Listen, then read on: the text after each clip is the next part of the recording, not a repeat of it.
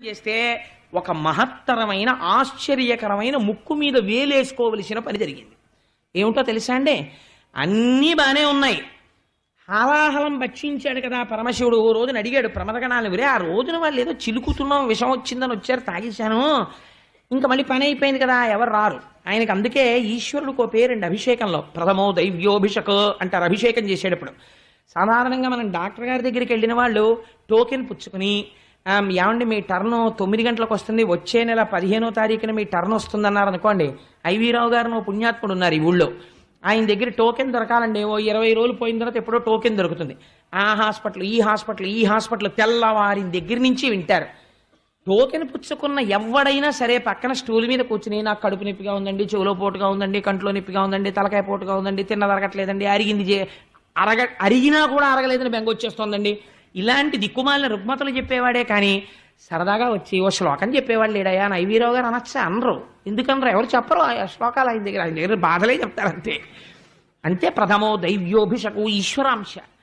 ఇన్ని చెప్పి ఎవడైనా టోకెన్ తీసుకుని 15 రోజులు పోయిన తర్వాత వెళ్ళి, డాక్టర్ గారు అలా మీరు అప్పుడు ఎప్పుడో నాకు ప్రిస్క్రిప్షన్ రాశారండి, నా స్పాండిలైటిస్ బాగా తగ్గింది, మీకు కృతజ్ఞత చెప్పుకుందామని టోకెన్ తీసుకుని క్యూలో 2 గంటలు నించున్నానండి అని చెప్పిన వాడు ఉంటాడా?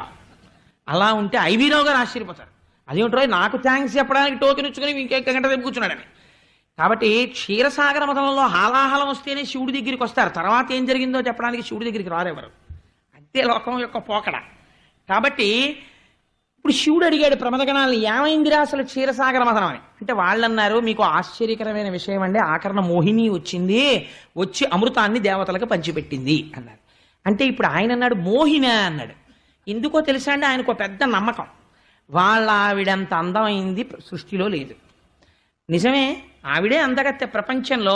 మరి అంత అందగత్తె మా ఆవిడైతే మా ఆవిడ కన్నా అందగత్తెరా మోహిని అన్నాడు. మీ ఆవిడ కన్నా అందగత్యా అని చెప్పడం కుదరదు కానండి, మీ ఆవిడ్ని ఉపాసించే అందం పొందాడండి ఆయన అన్నారు. అది యథార్థం తెలుసా అండి? తాం పద్మినీమీం శరణమహం ప్రపత్యే. ఈం బీజాక్షరోపాసన చేశారు శ్రీమన్నారాయణుడు, అందుకని మోహిని అయినారు. అందుకే శివ శివా, రుద్ర రుద్రాణి, శంభు శాంభవి, భవ భవాని భార్యాభర్తల పేర్లు. నారాయణ నారాయణి భార్యాభర్తలు కారు, అన్నా చెల్లెళ్ళు. నారాయణుడు ఎలా ఉంటాడో నారాయణి అలా ఉంటుంది. అందుకని అచ్చు మీ ఆవిళ్ళలాగే ఉన్నాడండి మీ బావమరిది. ఒరే ఇదేదో చాలా తమాషాగా ఉందిరా, మా బావమరిది అచ్చు మా ఆవిళ్ళ అయ్యాడా, ఓసారి చూడాలనుంది పదండి అయితే అన్నాడు. కైలాసగిరి మీద ఖండెందు భూషణుడొకనాడు కొలువు ననున్న వేళ, అంగనయై విష్ణుడ సురుల వంచించి సురలకు అమృతంబు సురలిడుట, విని తేవియును తాను వృషభేంద్రగమనుడై కడు వెట్క భూత సంఘములు కొలువ, మధుసూదనుండున్న మందిరంబున కేగి పురుషోత్తముని చేత పూజ బలసి, తాను కూర్చుండి పూజించదనుజవైరి, కుశలమేమీ కుమాకును కుశలమనుచు మధుర భాషలు హరిమీద మైత్రి నెరపై, హరుడు పద్మాక్ష చూచి ఇట్లనియ ప్రీతి. పరమశివుడు గబగబా ఒరే చూసొద్దాం అయితే పదండ్రా అన్నాడు. ప్రమదగణాలని తీసుకున్నాడు, పార్వతీదేవిని తీసుకున్నాడు, వైకుంఠానికి వెళ్ళాడు. వైకుంఠానికి వెళ్ళగానే గబగబా శ్రీ మహావిష్ణువు బయటకు వచ్చారు. రండి బావగారు అన్నారు, తీసుకెళ్లారు, కూర్చోపెట్టారు. శంకరుడికి పాదాభివందనం చేశాడు, పూజ చేశాడు, కూర్చోబెట్టాడు. కూర్చోబెట్టి మీరు బాగున్నారా అంటే మీరు బాగున్నారా అని ముందు కుశల ప్రశ్నలు అడిగారు. అన్నీ అడిగిన తర్వాత చాలా సంతోషించారు. శంకరుడు అన్నాడు శ్రీ మహావిష్ణువుతోటి, వాళ్ళ మర్యాదలు అలా ఉంటాయి, మధ్యలో కొడుకునే వాళ్ళు కొడుకుంటారు కానీ, భావించి కొందరు బ్రహ్మంబు నీవని తలపోసి కొందరు ధర్మమనియు, చర్చించి కొందరు సరదీశ్వరుడని సరవి కొందరు శక్తి సహితుడనియు, చింతించి కొందరు చిరతరుండవ్యయుడాత్మతంత్రుడు పరుండదికుడనియు, దొడరి యూహింతురుతుది నద్వయద్వయ సదసద్ది శిష్ట సంశ్రయుడవీవు, తలపనొక్కంత వస్తు భేదంబు గలదే, కంకణాదులు పసిడి యొక్కటియు కాదే, కడలు పెక్కైన వర్ధి యొక్కటియు కాదే, భేదమందును విను వికల్పింపవలదు. అయ్యా కొంతమంది నువ్వే శక్తి స్వరూపం అంటారు, కొంతమంది నువ్వు శివుడు అంటారు, కొంతమంది విష్ణు అంటారు, కొందరు పరబ్రహ్మం అంటారు, కొందరు స్థితికారుడు అంటారు, కొంతమంది నారాయణుడు అంటారు. నేనంటున్నాను మహానారాయణ, సముద్రంలో ఎన్ని బుడగలు పట్టినా ఒక సముద్రమే అయినట్టు, ఎన్ని బుడగలు పుట్టినా అవి సముద్రమే కదండి. సముద్రం కన్నా భిన్నత్వం ఉందా బుడగలకి? ఎన్ని ఆభరణాలుగా కనపడినాది బంగారమే అయినట్టు, ఎంత జగత్తుగా కనపడినా ఉన్నది విష్ణువే అని నేను అంటున్నానయ్యా అన్నారు. అంటే శ్రీ మహావిష్ణువు నవ్వారు. మీరు తప్ప ఎవరు చెప్పగలరండి ఇటువంటి సత్యం అన్నారు మహాజ్ఞాని శంకరుడు. అంటే అన్న తర్వాత శంకరుడు అన్నాడు, ఏమయ్యోయ్ నేను విచిత్రం విన్నాను, నువ్వేమిటో అచ్చు మా ఆవిడ కన్నా అందంగా మోహిని వేషం కట్టి సురాసురులకు పంచిపెట్టావుట కదా, ఏది ఓసారి చూడాలనుంది, అలా కనపడదు అన్నారు. అంటే శ్రీమన్నారాయణుడు చాలా చిత్రమైన మాట అన్నారు. ఆయన అన్నారు, ఏమండో మనసులో ఏదైనా కోరుకుంటే తీర్చేసుకోవడం మంచిది, చాలా మంచి మాట అడిగారు, నన్ను అలా చూడాలనుకుంటున్నారు కదా, తప్పకుండా కనపడతాను లేండి, కానీ ఉండండి ఒక్క నిమిషం చూపిస్తాను, కంగారు పడకండి, అలా వెంటనే వచ్చేస్తే బాగుండదు కదా అన్నారు. ఏదో మాట్లాడుకుంటున్నారు, అంతర్ధానం అయిపోయారు. ఏంటి ఎటు వెళ్ళిపోయాడు, ఇలా మాట్లాడుతూ మళ్ళీ ఎవరైనా పిలిచారా ఏమిటి, అల్లర్లకు వెళ్ళిపోతుంటాడు కదా ఆయన గరుత్మంతుడిని ఎక్కి రక్షించడానికి అని ఒకసారి అటు ఇటు చూద్దామని అలా చూస్తున్నారు. చూస్తుంటే ఒక ఉద్యానం, ఈ ఒక విషయం గమనించాలి, పక్కన పార్వతీదేవి ప్రమథగణాలు కూర్చునుండగా పార్వతీదేవి చూస్తోంది, ప్రమథగణాలు చూస్తున్నారు. చూస్తుండగా శంకరుడు పెరట్లోకి చూశాడు, ఉద్యానవనంలోకి. ఒక అందమైనటువంటి 16 ఏళ్ల పడుచు ఆ అమ్మాయి ఒక పూల బంతి పట్టుకుని ఇలా బుగ్గల మీద పెట్టుకుని ఇలా గుండెల మీద పెట్టుకుని ఆ బంతి పైకేసి పట్టుకుని తనకి తానే పందాలు ఒడ్డుకుని అలా ఎగరేసి పరిగెత్తుకుంటూ వెళ్ళి దాన్ని పట్టుకుని కింద పడి మీద పడి దాన్ని ఇలా బంతులు మన వాళ్ళు ఇలా ఆడుతుంటారు, 1 2 3 4 5 అని 100 వరకు లెక్కెట్టి బంతి ఆట ఆడుకుంటుంటే ఆ పిల్లని చూసి ఎంత బాగుందిరా ఈ పిల్ల అని మోహపడిపోయాడు పరమశివుడు. మీరు కథ వినండి అంతే, తొందరపడి నిర్ణయాలు తీసుకుని తీర్పులు చెప్పేయకండి అని గబగబా పిల్ల దగ్గరికి వెళ్ళాడు. ఆ పిల్ల దగ్గరికి వెళితే ఈ పిల్ల ఈయన వంక ఇలా చూసి ఏమీ చూడనట్టుగా ఇలా బంతి కోసం ఆడుకుంటున్నట్టు వెళ్ళిపోతుంది. ఈయన కూడా ఓ పిల్ల అంటూ ఆయన ఆవిడ వెంట ఈయన పడ్డాడు. అలా పిల్ల వెంట పడ్డాడు, వెళ్ళిపోతున్నాడు. వాలుగంటి వాడి వాలారు చూపుల శూలి ధైర్యమెల్ల కోలుపోయి తరలి ఎరుకలేక మరచ గుణంబుల ఆలిమరచే నిజగణాలిమరచే. అక్కడ భార్య ఉందన్న సంగతి మర్చిపోయాడు, ప్రమథగణాలున్నాయన్న సంగతి మర్చిపోయాడు. మన్మధుణ్ణి గెలిచినటువంటి కామారి అయినటువంటి శంకరుడు ఈ పిల్ల వెంట పడ్డాడు. ఎంత బాగుందో ఈ పిల్ల అని చెప్పి ఆ పిల్ల వెంట పడ్డాడు. అంటే పోతన గారు అన్నారు, చూశావా శంకరుడు మన్మధుణ్ణి గెలిచినవాడు ఆడపిల్ల వెంట పరిగెడుతున్నాడు. ఇవాళ కాము గెలవచ్చు, కాలారి కావచ్చు, మృత్యుజయము కలిగి మెరయవచ్చు, ఆడవారి చూపు టంపరగెలు వంగవశము కాదు త్రిపుర వైరికైన. ఇంకా నేను దానికి ఏం వ్యాఖ్యానం చెప్పక్కర్లేదు, మీకు అర్థమైపోయింది. అందుకని చూశావా శంకరుడు అంతటి వాడు స్త్రీ చూపులకి వశుడైపోయాడు, అయిపోయి వెంట పరిగెడుతున్నాడు అన్నారు. ఇలా పరిగెడుతూ నిర్మరావామోఘ వీర్యంబు నెల మీద పడిన చోటెల్ల వెండియు పైడియయ్యే ధరణి వీర్యంబు పడదన్ను తానిరింగి దేవమాయాజడత్తంబు తెలిసిహరుడు. ఆ పిల్ల వెంట పరిగెత్తడంలో కొండలు దాటిపోయాడు, కోనలు దాటిపోయాడు, పరిగెత్తుకుంటూ వెళ్ళిపోతున్నాడు. దొరికినట్టు దొరుకుతోంది, దొరకట్లేదు. ఆ పిల్ల వెంట పరిగెత్తడంలో శంకరుడి యొక్క వీర్యము స్ఖలనమై భూమి మీద పడితే అది బంగారు వెండి రూపులు దాల్చింది. ఉత్తర క్షణము ఆయన జ్ఞానమును పొందినవాడై వెనక్కి తిరిగి గంభీరంగా నడుస్తూ పార్వతీదేవి దగ్గరికి వచ్చేసాడు. మీరు చాలా జాగ్రత్తగా వినాలి, పార్వతీదేవి ఒక్క మాట అనలేదు, ఏమయ్యా బుద్ధి ఉందని అనలేదు. ప్రమథగణాలు మేస్టర్ ఏమిటండి పనులు అనలేదు. వాళ్ళందరూ వృషభవాహనం ఎక్కి బయలుదేరడానికి సిద్ధపడుతుంటే శ్రీమన్నారాయణుడు వచ్చాడు. వచ్చి ఏమిటో వెంటపడ్డాం అనలేదు. ఏమన్నాడో తెలుసా అండి, సిగ్గు విడిచిపెట్టాడు, మోహిని రూపు విడిచిపెట్టాడు. మోహినిగా ఉంటే సిగ్గు, చాలా జాగ్రత్తగా గమనించాలి ఆ మాటలు మీరు. సిగ్గు మోహిని రూపు రెండు విడిచిపెట్టాడు. విడిచిపెట్టి శంకరుడి దగ్గరికి వచ్చి నమస్కరించి శ్రీ మహావిష్ణువు అన్నారు, నిఖిల దేవోత్తమ నీవొక్కరుడు తక్క ఎవ్వడు నా మాయ గలవ నేర్చు, మానిని అయిన నా మాయచే మునుగక ధృతి మోహితుండవై తెలిసి తీవు, కాలరూపంబున కాలంబు తోడనాయందును నీమాయ యధివసించు, నీమాయ నన్ను జయింపనేరదు నిజమ కృతాత్ములకు నెల్ల ననుపలభ్య, ఇప్పుడు నీనిష్ట పెపున నిరిగితనుచు సత్కరించిన సఖ్యంబు సాల నిరపి దక్ష తనయగణంబులు తన్ను కొలువ భవుడు విచ్చేస తన నిజ భవనమునకును. వెంటనే దక్షతనయ అయినటువంటి పార్వతీదేవి శహబాష్, మా ఆయన ఎంత గొప్పవాడో అని నమస్కారం చేసింది. ప్రమథగణాలు ఇది శంకరుడు మాత్రమే చెయ్యగలడు అని నమస్కరించేయటం. శ్రీ మహావిష్ణువు వచ్చన్నర్త, మీరు తప్ప ఇలా ఎవరు ప్రవర్తించగలరు, నా మాయ తెలుసున్నది మీరొక్కరికి, మహానుభావ అందుకని గెలవగలిగారు, నిఖిల దేవోత్తమ మీకు నా నమస్కృతులు అంటే శహబాష్, నేను వచ్చిన పని అయింది, బయలుదేరుతున్నానని వృషభవాహనం ఎక్కి వెళ్ళిపోయాడయా. ఇంతే ఈ కథ అన్నారు.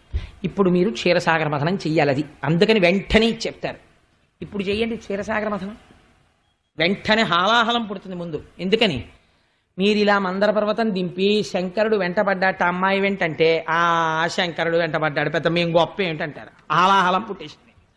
కాబట్టి వెంటనే ఎంతమంది చేస్తారో క్షీరసాగర మథనం అని. దీని మీద తొందరపడిపోయి చాలా పెద్దలం అన్న వాళ్ళు యజ్ఞయాగాది క్రతువులలో తప్పుడు మాటలు మాట్లాడగా నేను విన్నాను. ఆ శంకరుడండి మోహిని రూపంలో ఉండగా వెంటబడ్డాడు, శంకరుడు కామారా. నీకేం తెలుసని అంత తీర్పిచ్చావు? నువ్వు ఎప్పుడైనా చదివావా పోతన గారి భాగవతం పద్యాల్లో అలా ఎక్కడైనా ఉందా? అలా అయితే పార్వతీదేవి నీ మొహం ఏట్సా, నేను పక్కన ఉండగా ఆ పరుగులు ఏమిట్రా అని అడగద్దు, నీకు నమస్కారం అంటుందా? శ్రీమన్నారాయణుడు వచ్చి మహాప్రభో నిఖిల దేవోత్తమ నువ్వు గెలిచావయ్యా నా మాయా అంటాడా? ఏమిటి ఆ పద్యాలు ఏమిటి, నువ్వు చెప్పిన తీర్పు ఏమిటి అని అర్థం ఉందా? అది ఇందులో ఒక మహత్తరమైన రహస్యం ఉంది. అది పట్టుకోవాలంటే మీరు మందర పర్వతాన్ని దింపి క్షీరసాగర మథనం చేయాలి. ఇందులో రహస్యం ఏమిటో తెలుసా అండి? ఈశ్వరుడు యందు కామము ప్రకటమైనది అంతవరకు మీరు కాదని చెప్పడానికి వీలు లేదు. లేకపోతే వీర్యస్ఖలనం ఎందుకైంది? కాబట్టి కామము ఉన్నదా లేదా? ఉన్నది.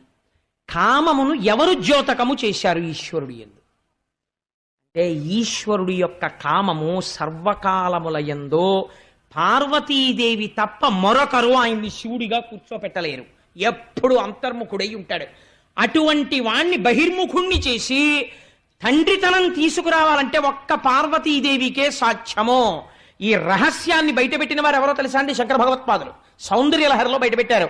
హరిస్వామారాధ్య ప్రణత జన సౌభాగ్య జననీం పురాణారీ భూత్వా పురరపిమపి క్షోభమనయత్ స్మరోపిత్వా నత్వా రతినయన లేహ్యేన వపుషా మునీనామప్యంతః కథమివ మోహాయమిహతాం. అమ్మా అసలు జగన్నాటకం ఆడిన దానివి నువ్వు.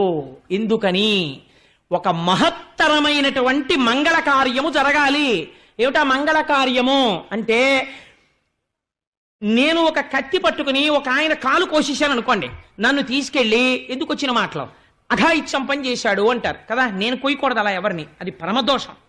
ఒక డాక్టర్ గారు ఒక మనిషిని పడుకోబెట్టి మత్తు ఇచ్చేసి నేను ఇంకా కాలు కోసేసేటప్పుడు తెలిసేట్టు కోసేసానేమో, ఆయనైతే తెలియకుండా కోసేశాడు. వెంటనే ఆ రోగి యొక్క బంధువులు పోలీస్ కంప్లైంట్ ఇచ్చి పోలీసులకి ఈ డాక్టర్ గారికి సంఖ్యలు వేసి తీసుకెళ్ళిపోతారా? తీసుకెళ్ళరు. ఆయన గుండె కోసేస్తాడు. ఎవరు కంప్లైంట్ ఇవ్వరు. ఎందుకు ఇవ్వరు? ఆయన కాలు కోసేయడంలో దుష్టాంగములు ఖండించి శిష్టాంగములు రక్షిస్తాడు. ఆయన కొయ్యడం వేరు, నువ్వు కొయ్యడం వేరు. ఆయన కామమునకు వశుడైపోయితే ఏమవ్వాలో తెలుసండి? తర్వాత కూడా మోహిని తనకి చిక్కి తాను అనుభవించే వరకు కొండ కోనల యందు ఏకాంత ప్రదేశము వరకు వెళ్ళాడు. కాబట్టి పైశాచికముగా పట్టుకోవాలి. అలా పట్టలేదు. ఆయన కామునకు వశుడు కాడు. కానీ ఆ క్షణమునందు కామమునందు పరిపూర్తిని పొందాడు. అలా ఎవరు పరిపూర్తి పొందేటట్టు చెయ్యగలరు? ఆయన ధర్మపత్ని చెయ్యగలదు. ఇప్పుడు ఆయన ధర్మపత్ని ఇక్కడ కూర్చుని వీక్షించినట్లున్నది. కానీ ఈవిడ తేజస్సు ఎవరిలో ప్రవేశించింది? ఈ బీజాక్షరోపాసన చేత నారాయణి నారాయణుడైనాడు పురుషరూపముతో. పురుషరూపముతో పురుషుడైన శివుని యొక్క వీర్యములను స్ఖలనము చేయించాలి. స్త్రీగా చేయిస్తే ధర్మపత్ని దోషం లేదు. పురుషుడిగా ఎందుకు చేయించాలి? ఒక మూఢురాలొకటి ఉంది ప్రపంచంలో, అలాంటి బిడ్డ పుట్టడు అని అనుకుందని. అనుకుని శివకేశవులకు బిడ్డడు పుడితే ఆయన చేతిలోనే చస్తాను అని వరమడిగింది. కాబట్టి ఇప్పుడు లోక కళ్యాణం జరగాలి. మహిషి మరణానికి శివకేశవులకి అయ్యప్ప స్వామి పుట్టాలి. పుడితే మహిషి మరణిస్తుంది. కాబట్టి ఇప్పుడు ఏమవ్వాలి? కామ ప్రచోదనమైనట్టు కనపడి అయ్యప్ప స్వామి జన్మించినారు. అందుకని గంటలు మోగించారు. ఇది మంగళమా అమంగళమా? ఒక్కసారి స్వామిని ధ్యానం చేసి నమస్కరించండి.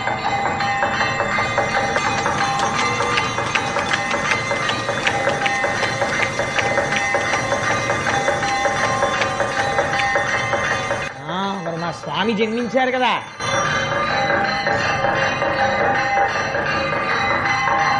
శహబాష్. అయ్యప్ప స్వామి గుళ్ళో అయ్యప్ప స్వామి జననం. కాబట్టి ఇప్పుడు ఏమైనది? లోకములన్నింటికి మంగళము జరిగినది. మహిషి మరణం పొందడానికి కావలసినటువంటి అయ్యప్ప శాస్త్ర జన్మించినారు. కేశాది పాదాది పర్యంత శ్లోకములు అని శంకర భగవత్పాదులు పరమశివుడి మీద చేశారు.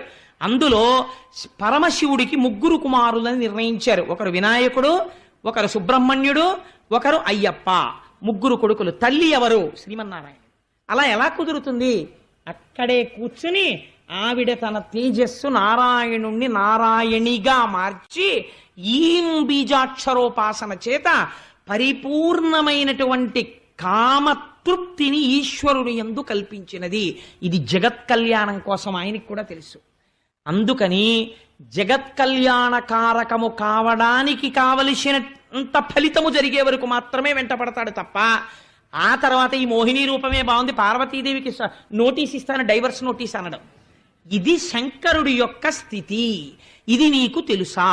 ఇది నీకు తెలిస్తే అయ్యప్ప స్వామి జననముంది, మహిషిని సంహరించి మనని కాపాడి ఇలా పట్టుకు కూర్చుని యోగ పట్టం కట్టుకుని ఇలా కూర్చుంటారు. ఇలా కాళ్ళు పొరపాట్న కిందకొస్తాయేమో అని యోగ సిద్ధి పోకుండా ఉండడానికి పట్టం కట్టుకుని ఇలాగే కూర్చుని ఇలా పట్టుకుని ఉంటారు. ఇలా పట్టుకుని ఉంటే ఏమిటో తెలుసా అండి? మహిషి అంటే అజ్ఞానం. ఎవరు శివకేశవుల యొక్క ఏకత్వమును తెలుసుకోగలుగుతున్నారో, ఈ లీలలో ఉన్న అంతరార్థమును క్షీరసాగరమదనం చేసి పట్టుకోగలుగుతున్నారో వాళ్ళకొక రహస్యం తెలుస్తోంది. ఆ కామము తుచ్చకామము కాదు. డాక్టర్ గారు కాలాపరేషన్ చేసినట్టు, శరీరాన్ని బతికించి కాలొకటే తీసినట్టు, లోకమునంతటిని రక్షించడానికి కామమును తన యందు అంగీకరించినాడు. ఈ కామము లోకరక్షణము కొరక, ఈ కామము తుచ్చకామమై ఒక స్త్రీ వెంట పడడానిక? ఈ లోకరక్షణము కోసమనే బయలుదేరి వైకుంఠానికి వచ్చాడు. పక్కన భార్య ప్రమథగణాలు చూస్తుండగా పరిగెత్తాడు. కారణం లోక కళ్యాణమును సాధించడానికి. ఇది ఆతృత. ఈ ఆతృతతో ఆనాడు ఈశ్వరుడు వేసిన ప్రతి అడుగులో లోకరక్షణ ఉన్నది. ఇది నీకు గ్రహించలేనప్పుడు నువ్వు హాలాహలమునందు కాలిపోతున్నావు. నీ మనస్సు తెలుసుకోవలసిన దాన్ని తెలుసుకోలేదు, పట్టుకోవలసిన దాన్ని పట్టుకోలేదు. అందుకే ఒక వార్నింగ్ వేస్తారు మన సంప్రదాయంలో, మహాత్ముల జననములను నీవెంచకు, నీకు చేత కాదు. ఘృతాచి ఒక అప్సరస చూసి మోహించాడు వేదవ్యాసుడు. వేదవ్యాసుడు అంటే ఎటువంటి బ్రహ్మిష్టండి. వేదవ్యాసుడు ఏమిటి, ఒక అప్సరస ఘృతాచిని చూసి మోహించడం ఏమిటి? మోహించి ఆశ్చర్యం తన వీర్యమును ఒక చిలుక ఎందుంచాడు. శుకబ్రహ్మ బ్రాహ్మీమయమూర్తి జన్మించారు. నిజంగా శంకరుడే కనుక విర్రికామముతో పరిగెత్తినది యథార్థమైతే, నిజంగా నారాయణుడు కనుక కేవలము తన అంగాంగ ప్రదర్శనం చేసేటటువంటి తుచ్చమైనటువంటి సౌందర్యాన్ని ప్రకటనము చేసినట్టయితే, వారిద్దరి తేజస్సుల వలన పుట్టిన భూతము కోట్ల మహిషుల కన్నా ప్రమాదకరమై లోకాన్ని నాశనం చెయ్యాలి. వాళ్ళిద్దరి యందు ఎంత పవిత్ర భావన ఉన్నదో మనని రక్షించడానికి తల్లిదండ్రులై నిలబడ్డారు. అలా నిలబడితే పుట్టినవారు అయ్యప్ప స్వామి. ఇది తెలియడం జ్ఞానం. లోకరక్షకుడిగా అంగీకరించి మీరు భక్తితో ఇలా నమస్కరిస్తే, అందుకే ఇందరు బిడ్డల్ని తన కాళ్ళ దగ్గర పెట్టుకుని భాగవతం వినిపించి అలా కూర్చుని ఇలా ముద్ర పట్టి జ్ఞానబోధ చేయించి తనే ఊరు మధ్యలోకి వచ్చి కూర్చుని నా పిల్లలందరూ వింటున్నారని పొంగిపోతూ మనందరం ఎంత మర్యాదో చూడండి ఆయనకి. ఎప్పుడైనా నేను అలివి మీరిపోయి ప్రసాదాలు ఇస్తూ ఉండగా లేకపోతే ఉపన్యాసం అవుతుండగా 9 దాటుతుంది. ఒక్కొక్కసారి 9 దాటితే 9 అయిపోయింది నేను పడుకుంటాను నోర్మై అన్నారు అనుకోండి, నేను ఆపేయాలి. కానీ ఆయన అలా అనరు. 9 అయిపోయినా సరే పిల్లలు మంచి విషయాలు నేర్చుకుంటున్నారు, వాళ్ళు ఎంత ఓర్పో చూడండి, కూర్చుని వింటున్నారు, నేను ఇప్పుడు ఏం పడుకోక్కర్లేదు పర్వాలేదు అని కూర్చుంటారు. అలాగే ఎప్పుడు పొద్దున్న నుంచి ఇలాగే కూర్చుని అందరూ వెళ్ళిపోయిన తర్వాత నేను ఇక్కడికి దిగిన తర్వాత ఆ అయ్యప్ప స్వామి కన్నా నేను గొప్పవాడిని అయిపోయినట్టు అందరూ నాకు దండాలు ఇట్టాక మంచి అహంకారంతో అవన్నీ పుచ్చుకుని అప్పుడు నేను పైకెక్కుతాను. పైకెక్కి అప్పుడు వెళ్ళి నిలబడ్డాక అప్పుడు హరివరాసనం అని అప్పుడు ఏకాంత సేవ పుచ్చుకుంటారు. ఏమి ఆత్మీయత నా తండ్రిది, ఏమి వాత్సల్యం, ఏమి జ్ఞానబోధ. ఇలా జ్ఞానముద్ర పట్టడంలో పైశాచిక కామం అయితే ఇటువంటి మహాపురుషోదయం ఎందుకైంది, మహిషి సంహారం ఎందుకైందండి? దాన్ని బట్టైనా తెలుసుకోవాలి. చేతకాని తీర్పులు చెప్పడం మానేయాలి. అవతార ప్రయోజనాలు తెలుసుకోవాలి. దానికి క్షీరసాగర మథనం చేయగలగాలి. పెద్దల ద్వారా విషయాన్ని పట్టుకోగలగాలి. అది చేత కాకుండా ధూర్తతనంతో తనకే తెలుసన్నట్టు తప్పుడు పని తాను చేస్తూ శంకరుణ్ణి ఆదర్శం, నాకు నారాయణుడి ఆదర్శం అనకూడదు. వాళ్ళిద్దరూ పురుష స్త్రీ రూపములతో సంగమించి లోక కళ్యాణం చేశారు. నువ్వు చేయి, నేను చూస్తాను.